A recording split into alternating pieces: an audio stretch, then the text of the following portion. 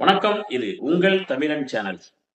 அதாவது மனிதன் வாழும் பொழுது மனிதனுடைய நிலை, மனிதன் மரணத்திற்கு பின்பு மனிதனுடைய நிலை என்ன அப்படிங்கிறத பத்தி நம்ம பார்த்தோம்னா, அதாவது மனிதன் வாழச்சில ஆடம்பரம், அந்தஸ்து, புகழ், பேரு, பேராசை, பணம், அ நெறைய அந்த மாரியான விஷயங்கள்ல மனிதன் ரொம்ப ஆடம்பரமா ஆடிய ஆட்டம் என்ன அப்படிம்பாங்க இல்லையா? அந்த மாரி மனிதன் நல்லா வாழ்றான். ஒரு டைப். இன்னொரு டைப் மனிதன் பிறந்ததிலிருந்து வாழ்நாள் முழுவதும் கஷ்டத்தோடயே வாழ்ந்து அப்படியே மரணிக்கிறான். கடவுள் 2 விதத்துல மனிதர்கள படைக்கிறாரு. இந்த உலகத்துல எல்லா புகழ், பேரு சம்பாதிக்கக்கூடிய அளவுக்கு மனிதர்கள படைக்கிறாரு. சில மனிதர்கள் வாழ்நாள் முழுவதும் கஷ்டப்பட்டு மரணம் அடையிற அளவுக்கு மனிதர்கள கடவுளுடைய படைப்பு இருக்கு. மனிதன் மரணத்திற்கு பின்பு 2 பேரும் சமமாயிடுறாங்க. நல்லா வாழ்ந்தவனும், கஷ்டப்பட்டவனும் 2 பேருமே சமமாயிடுறாங்க. அப்போ மனிதன் இந்த வாழச்சில கூடிய நிலைமை இருக்குல்ல. பெரிய பெரிய செல்வாக்கோட, பேரோட, ராஜா, மிட்டா, மிராசு அப்படின்னு சொல்லி பல பட்டங்கள், பெரிய கோடீஸ்வரன், லட்சாதிபதி, பணக்காரன் அப்படிங்கிற ஒரு அந்தஸ்து, ஒரு பட்டத்த இந்த சமுதாயம் அவன் வாழும்பொழுது குடுத்துருது. அதே அவனுடைய மரணத்துக்கு பின்பு அந்த மனிதனுக்கு பேர் இப்போ ஒரு மனிதன் இறந்துட்டான்னா, பொதுவா நம்ம எல்லாரும் என்ன சொல்றது? இப்ப பாடி எப்ப எடுப்பீங்க? பொணத்த எப்ப எடுப்பீங்க? அப்போ மனிதன் பணத்தோட வாழும் பொழுது அவனுக்கு பல பட்டங்கள் கிடைக்கும். அதே மனிதன் மரணம் அடைந்த பிறகு அந்த பணம் என்ற சொல் மனிதன் பிணமாக்கிறது. பிணம் என்ற வார்த்தைக்கு மனிதன் தள்ளப்படுகிறான். கோடீஸ்வரனா இருக்கிறவங்களுக்கும் பேரு பணம் தான். கஷ்டப்பட்டு வாழ்க்கையில பல துன்பங்களை அனுபவிச்சு அவன் இறந்ததுக்கு பின்பும் அவனுக்கு பேரு பணம் தான். பாடி அப்படின்றாங்க.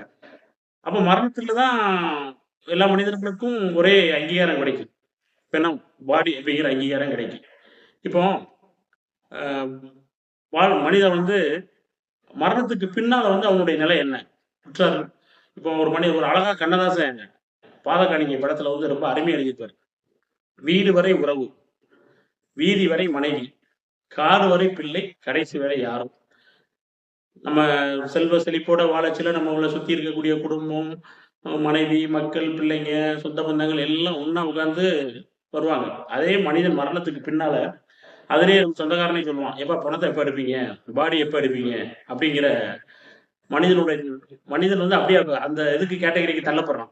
பிணம் அப்படிங்கிற கேட்டகரிக்கு பாடி எப்ப எடுப்பீங்கங்கிறதுக்கு தள்ளப்படுறான்.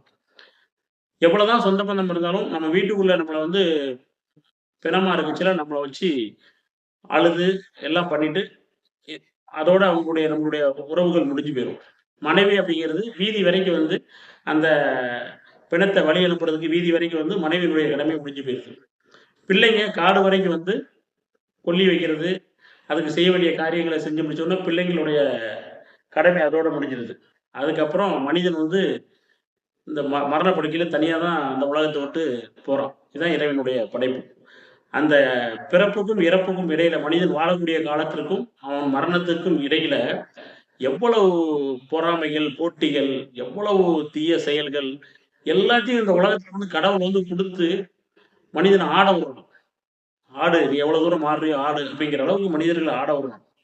இதுல மனிதன் எல்லா ஆட்டமும் போட்டு ஒரு உச்ச நிலைக்கு அடையறான்ல. ஸ் இறந்த பிறகு மனிதர்கள போற்றக்கூடியவங்களும் இருக்காங்க. "அப்பா வாழச்சுல ரொம்ப நல்லா வாழ்ந்தான்பா, நல்ல மனுஷன். இருக்கிற வரைக்கும் யாருக்குமே எந்த தொந்தரவும் இல்லாம நல்ல மனிதர்கள்" அப்படின்னு சொல்லி நம்மளுடைய மரணத்திற்கு பின்பும் நம்மள போற்றக்கூடிய மனிதர்கள் இருக்காங்க. அதே நம்ம மரணத்திற்கு பின்பு, "எப்பா இருக்கச்சுல நல்ல வேளை போய் சேர்ந்தான். என்ன பாடுபடுத்துனான்" அப்படின்னு சொல்லக்கூடிய அளவுக்கும், நம்மள தூற்றக்கூடிய அளவுக்கும் இந்த மனிதர்கள் இருக்காங்க. அப்ப மனிதன் வாழும் பொழுது, அந்த உலகத்துல நம்ம யாருக்கு நல்லது செய்றோமோ இல்லையோ, யாருக்காவது தீமை செய்யாமல் இருந்தாலே பெரிய விஷயம். ஏன்னா கடைசில இந்த நல்ல ஒரு மனிதர்கள் புரிந்து கொள்ள வேண்டிய ஒரே ஒரு விஷயம், இந்த உலகத்துல நான் பரம்பரையா வந்தேன், பரம்பரையா வந்தேன் அப்படின்னு சொல்லி சொல்லுவாங்கல்ல. 3 ஜெனரேஷனுக்கு அப்புறம் 4வது ஜெனரேஷனுடைய பேர தெரிஞ்சுக்கிறதுக்கு நெறைய பேர் இந்த உலகத்துல கிடையாது. இப்போ நான் எங்க அப்பாவுக்கு தெரியும். எங்க தாத்தா பேர தெரியும். எங்க பூட்டன் பேர எனக்கு தெரியாது. ஒரு சிலருக்கு அவங்க பூட்டம் பேர தெரியும். அவங்களுடைய பூட்டம் பேர தெரியாது. அப்போ இந்த உலகத்துல அடுத்தடுத்து நம்மள கொண்டு இந்த வம்சாவளி யாருன்னே நம்மளுக்கு பெரிய லெவல்ல ஒரு 3வது ஜெனரேஷனுக்கு அப்புறம் நம்மளால கண்டுபிடிக்க முடியாது. இதான் இறைவனுடைய படைப்பு. ஒரு 3வது ஜெனரேஷன் வரைக்கும் ஏன்னா பரம்பரைன்னு சொல்லிக்கலாம்.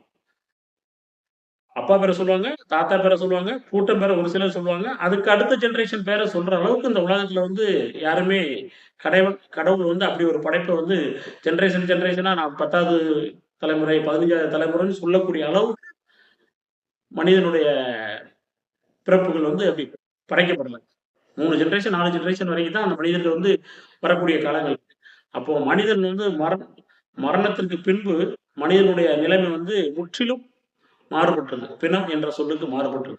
அதனால வாழக்கூடிய காலங்கள்ல மனிதன் வந்து நல்ல முறையில வாழ்ந்து 4 பேருக்கு நல்ல விஷயங்கள செஞ்சுட்டு, அதாவது உபகாரம் பண்ண முடியலைனாலும் முகத்திரியம் பண்ணாம இரு அப்படிம்பாங்கல்ல. அதனால நம்ம மனிதர்களுக்கு நம்மளால வந்து உதவி பண்ண முடியல அப்படின்னாலும் முகத்திரியம் பண்ணாமல், மற்ற மனிதர்களை துன்புறுத்தாமல் வாழ்ந்தாலே நம் மரணத்திற்கு பின்னால் அந்த காலத்துல ஒருத்தன் வாழ்ந்தான்பா, அந்த காலத்துல ஒருத்தன் இருந்தான். உண்மையிலேயே அப்படின்னு மனசால யாராவது ஒரு இடங்கள்ல நம்மள பாராட்டக்கூடிய அளவுக்கு, நம்மள புகழக்கூடிய அளவுக்கு மனிதர்களை நாம் சம்பாதித்து வைக்கணும். இந்த வாழக்கூடிய காலங்கள்ல. ஏன்னா, மனுஷனுக்கு மட்டும் தான் அந்த படைப்பு. இறப்புக்கு பின்பு பிணம், பாடி அப்படின்னு. மிருகங்களுக்கு அது கிடையாது. ஏன்னா, ஒரு தெருல நாய் செத்து கிடந்துச்சுன்னா, இந்த ஏரியால நாய் செத்து கிடக்கு. இந்த ஏரியால புலி செத்து கிடக்கு. இந்த ஏரியால சிங்கம் செத்து கிடக்கு. இந்த ஏரியால பாம்பு செத்து கிடக்குன்னு மிருகங்களுக்கு கூட அதனுடைய பேர சொல்லி தான் சொல்லக்கூடிய படைப்பை இறைவன் படைச்சிருக்கான். ஆனா மனிதனுக்கு மட்டும் தான் மனிதன் எங்கேயாவது செத்து கிடந்தான்னா, அங்க ஒரு பாடி செத்து கிடக்கு. அங்க ஒரு அடையாளம் தெரியாத பொணம் செத்து கிடக்கு. அப்படின்னு சொல்லி மனிதனுக்கு மட்டும் தான் பிணம், பாடி அப்படிங்கக்கூடிய படைப்பையும் இறைவன் படைச்சு வச்சிருக்கிறான். ஸோ மனிதர்களே நம்ம வாழும் பொழுது நல்ல எண்ணத்தோட, நல்ல சிந்தனையோட வாழ்ந்தால், ஏதாவது ஒரு மூலையில் யாராவது ஒரு நபர்கள் நம்மை போற்றக்கூடிய அளவுக்கு இந்த உலகத்தில் நாம் வாழும் பொழுது, அதை காசு பணத்த சேர்க்கிறோமோ இல்லோ, நல்ல மனிதர்களை சேர்த்து வைத்தாலே, நாம் இந்த உலகத்தில் வாழ்ந்த வாழ்க்கைக்கான ஒரு அடையாளமாக திகழும் என்ற சிந்தனையுடன் மீண்டும் சந்திப்போம். நன்றி, வணக்கம்.